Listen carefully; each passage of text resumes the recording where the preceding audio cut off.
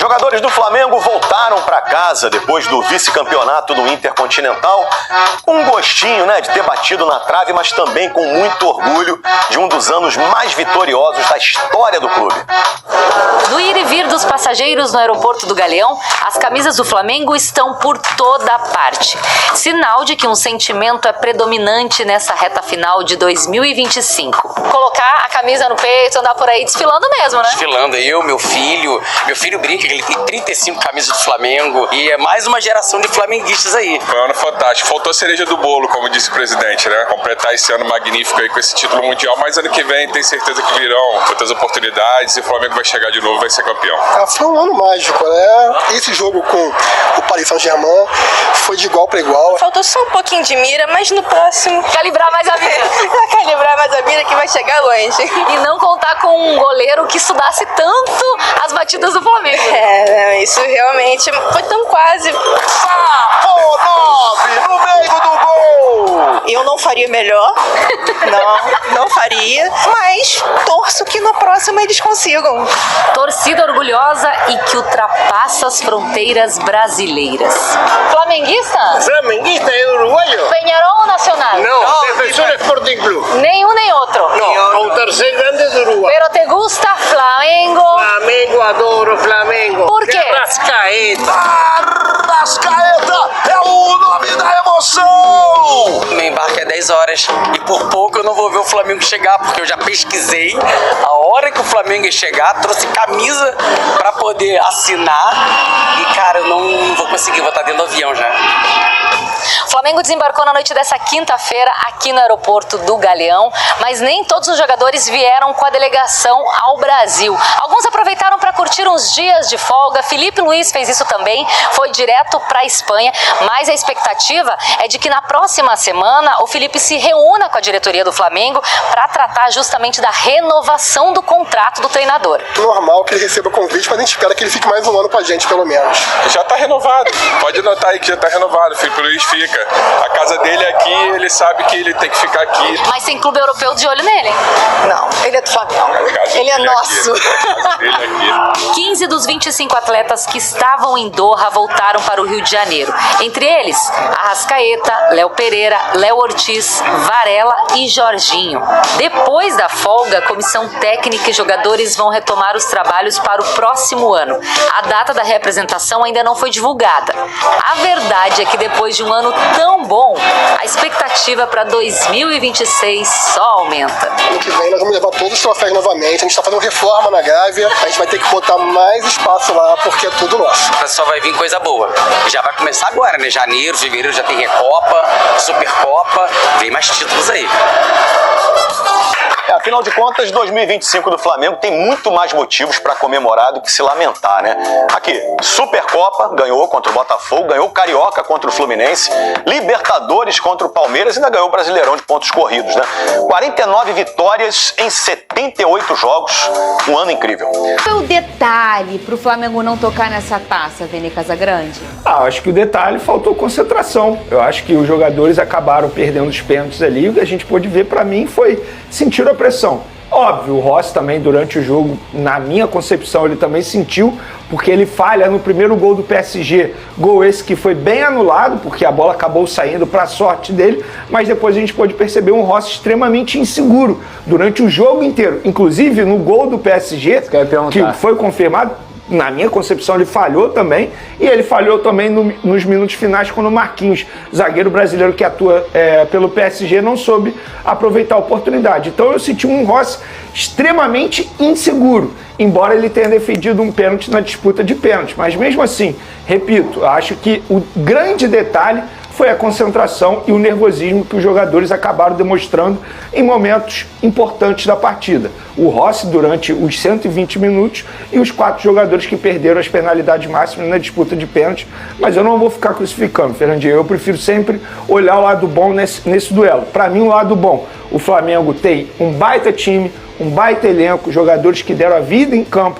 Fisicamente falando, eles estavam destruídos e muito atrás dos jogadores do PSG, e o elenco do PSG, a média de idade de 23 anos, o do Flamengo de 30 anos, Flamengo na reta final de uma temporada extremamente absurda. A gente pôde ver um Pedro totalmente na base ali, dando a vida, sentindo a perna totalmente. Enfim, eu acho que eu prefiro olhar o lado bom, o Alexandre jogando muita bola. O Gonzalo Plata talvez tenha feito a melhor partida dele com a camisa do Flamengo. Foi um jogador extremamente intenso, mas pecou aquilo que ele peca a temporada inteira. Ele não foi decisivo, porque se ele tivesse aproveitado a oportunidade que ele teve no segundo tempo, talvez o Flamengo tivesse vencido ali no tempo normal. Luiz Araújo também teve uma oportunidade muito boa, mas caiu no pé errado dele. Enfim, eu acho que faltou isso. Faltou concentração nos momentos importantes e o Flamengo não conseguiu superar o PSG, embora, repito, tenha caído de pé. E o PSG, Lucas Pedrosa? Assim, o PSG, eu já falei isso aqui, eu faço jogos da Ligue 1 lá na Casa TV, eu acompanho o PSG. O PSG ele não está no prime dele, que foi na final da Champions League, quando fez 5-0 na Inter de Milão.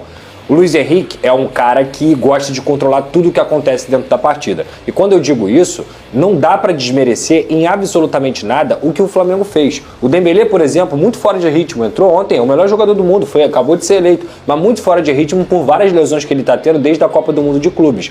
O PSG jogou 100%. Eu vi a entrevista do Vitinha ontem falando sobre a dificuldade que seria o Flamengo. Ele falou, nós queríamos muito ganhar. Nós demos 100%, nós fomos o time que a gente sempre tenta ser. E isso mostra o quê? Mostra como o Flamengo cada vez mais tem conseguido diminuir a distância em relação ao nível do futebol europeu. E em muitos momentos essa distância ela também já foi um pouco diminuída na Copa do Mundo de Clubes, mas você tinha outros contextos, eles estavam em fim de temporada, tinha o quesito do calor também, que eles reclamavam muito. Ontem não. Ontem estava todo mundo em condições iguais. Ontem não estava calor, o gramado era perfeito, o PSG foi praticamente com a sua equipe completa, tirando o Dembélé que acabou ficando no banco. De resto, cara, o que mais a gente tem que valorizar aqui é o trabalho do técnico Felipe Luiz, que consegue fazer essa equipe competir de diversas maneiras dentro do jogo. E o Flamengo teve oportunidades para ganhar o jogo, teve bolas para ganhar o jogo. Eu lembro muito bem uma cristalina na minha cabeça, que foi o chute do Pedro aos 84 minutos, que a bola desviou. Poderia ter desviado, matado, era 2-1 Flamengo e acabou, o Flamengo era campeão mundial. Então assim, cara, é muito legal. Eu falo isso como um vascaíno, mas eu não sou maluco. É muito legal um brasileiro conseguir fazer o jogo de competitividade nesse nível de intensidade que o Flamengo fez ontem. E eu quero destacar aqui que o Flamengo, de forma geral, é uma equipe que tem um DNA ofensivo. Mas o grande destaque para mim da temporada do Flamengo se chama sistema defensivo, cara. Não é fácil, quando eu digo sistema defensivo, é todo mundo. Sim. É o coletivo. É todo mundo jogando da forma que tem que competir, com a intensidade necessária. O Léo Pereira, o Léo Ortiz, o jogo que o Léo Ortiz fez ontem é um negócio assustador, foi até o final. O Varela já sem perna, coitado. E conseguindo também. E o Felipe Luiz foi muito inteligente no segundo tempo. Quando ele percebe que na intensidade o PSG estava começando a engolir o Flamengo. O que ele fala? Opa, eu preciso trocar. E ele troca, ele bota o De La Cruz, ele bota o Saúl, ele bota o Cebolinha e ele faz outra substituição, se eu não me engano, uma quarta substituição. O De La Cruz entra muito bem no jogo, tira um pouco do ímpeto da intensidade do próprio PSG. Ele colocou o Pedro também. Colocou o Pedro, é isso aí mesmo, colocou o Pedro. O Pedro, como o Vene falou, claramente estava também fora de ritmo, mas ele foi importante em vários momentos que ele conseguiu segurar a bola lá na frente. E o Flamengo, de forma geral, na prorrogação, depois de ter feito 90 minutos de competitividade, jogando de igual para igual, sem nenhum tipo de brincadeira aqui, na prorrogação, eu acho que cansou. Aí, quando cansou, o PSG fez 7 finalizações na prorrogação e poderia ter vencido a partida. Mas, no final das contas, o que fica é o recado. O recado de que, pra quem tá zoando, e vale zoar mesmo, porque o futebol é feito disso, mas o Flamengo, cara, vai continuar estando nesses cenários de protagonismo nos próximos 10, nos próximos 15, nos próximos 20 anos, se continuar o trabalho que tá fazendo. O Flamengo vai estar no Mundial mais vezes, porque tá muito claro, como eu falei aqui em outros programas, que o Flamengo foi a equipe mais bem preparada nesse século para poder bater um europeu. E quase conseguiu fazer isso. Então, pelos pênaltis, que eu não acho que seja loteria, não tem como olhar para aquilo ali, perder 4 cobranças e falar assim, ok, pô, tá tudo bem. Não tá tudo bem. A temporada do Flamengo não só tá tudo bem, a temporada tá tudo ótimo e a gente tem que valorizar isso. Vamos colocar os pênaltis aqui? A gente tem aí os pênaltis pra gente dar uma analisada. Vene, você falou muito a toalhinha, vou botar a toalhinha antes pra gente colocar, pra gente mostrar pros nossos telespectadores. Essa é a toalhinha que ficava ali ao lado do gol do goleiro do PSG. Para quem não consegue ver, a letrinha tá pequena, para quem tá vendo sem imagem, são o número da camisa dos jogadores do Flamengo, uma coisa bem objetiva, né? o pé que ele usa na batida e naturalmente ele deve ter estudado também, isso é uma cola, isso não é o estudo completo. Ele deve ter estudado as batidas dos jogadores do Flamengo. Teve um ali que ele não sonhou nem em pegar, que ninguém pega, que é o do Jorginho, mas todos os outros, ele foi muito bem. Uma dedicação ali do profissional, que tava todo mundo, esse cara, Vene, esse goleirinho aí, não vai dar bom.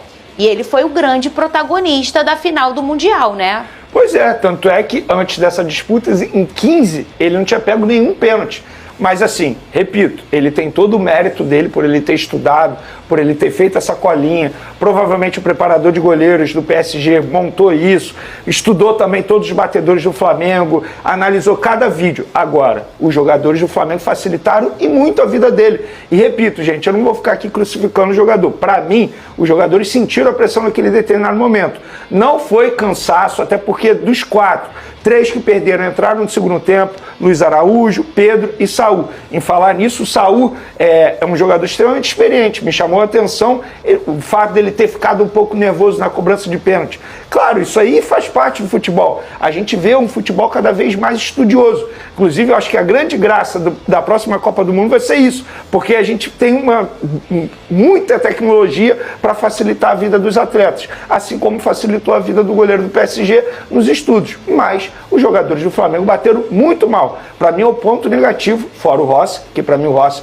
foi extremamente negativo durante 120 minutos. Agora, se eu tivesse que fazer uma crítica, seria isso. Não dá para uma equipe que chega numa final de Mundial perder 4 pênaltis de 5 cobranças batidas. Fica aqui o meu elogio ao De La Cruz, que entrou muito bem no segundo tempo, foi um mérito do Felipe Luiz, que estudou muito bem a equipe e inclusive bateu muito bem o pênalti e conseguiu converter. Fora isso, minha crítica, não dá para perder 4 pênaltis numa disputa como essa. Você também achou que eles bateram mal, Pedrosa? Achei que eles bateram mal, porque pênalti pra mim, ele tem muito a ver não só com o aspecto técnico de você treinar, de você se preparar, e eu não tenho a mínima dúvida de que eles se prepararam, que eles treinaram pra isso em cada batida, mas o aspecto também da arte do engano. Você tem que enganar o goleiro, você tem que cada vez mais tentar esconder a tua intenção de batida. Segundo informações do jornalista Antônio Carlos, Mauro Icardi não está totalmente satisfeito em seu atual clube, situação que vem sendo monitorada com atenção pelo Flamengo nos bastidores. A diretoria rubro-negra entende que esse cenário pode representar uma oportunidade estratégica de mercado para trazer o atacante argentino ao futebol brasileiro, principalmente por se tratar de um jogador com histórico vitorioso e grande poder de decisão. Internamente, o nome de Icardi é visto como capaz de elevar significativamente o patamar do ataque, oferecendo características que hoje são consideradas fundamentais para o estilo de jogo que o clube deseja implementar. Por onde passou, Mauro Icardi sempre se destacou pelos números expressivos de gols, regularidade e presença constante em jogos grandes, sendo um atleta acostumado a decisões e a ambientes de alta pressão. Essa experiência pesa bastante na avaliação do Flamengo, que busca um atacante com perfil de liderança técnica, frieza dentro da área e capacidade de resolver partidas importantes, especialmente em competições mata-mata. Além do aspecto esportivo, o clube avalia que a chegada de um nome desse porte também teria impacto positivo fora de campo, fortalecendo o elenco e aumentando a confiança do grupo.